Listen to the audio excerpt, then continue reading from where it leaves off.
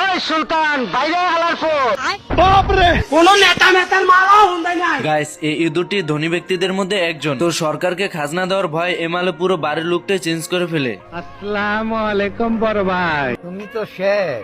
আপনি যদি মুরুবি না হইতেন তাহলে কি করতেন? আমার তো নামারে বিমল স্যার, তোর ইনকাম কত? ইনকাম নাই। এরপরে ইঁদুরটি বসে চেয়ারে হিসাব করার জন্য। বাপ রে আমারে চিনছ?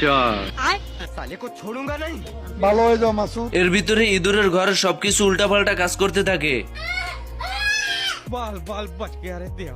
এইদিকে অফিসার ভাবতে থাকে তার বাংলা মদের কারণে এসব ভুলভাল জিনিস দেখছে, তাই মদের বোতলটিকে ফেলে দেয় এবং সত্যিটা দেখার জন্য আবার ইঁদুরের বাড়িতে চলে যায়। তোরা কে কোন আস আমার বাসা?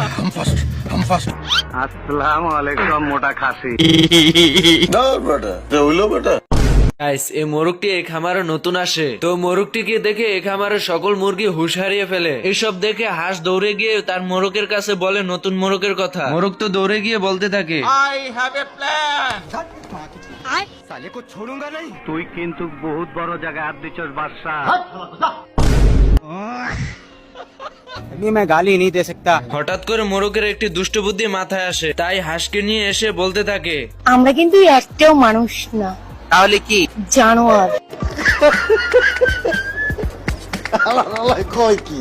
এদিকে হাঁস শিয়াল সেজে চলে আসে মুরগিদেরকে ভয় দেখানোর জন্য। হঠাৎই দুষ্ট শিয়ালের সঙ্গে দেখা হয়ে যায় এন্ড বলতে থাকে, বিমল স্যার, তোর ইনকাম কত? ইনকাম নাই স্যার। আজ প্রথমবার কইছস, তাই মাফ করে দিলাম।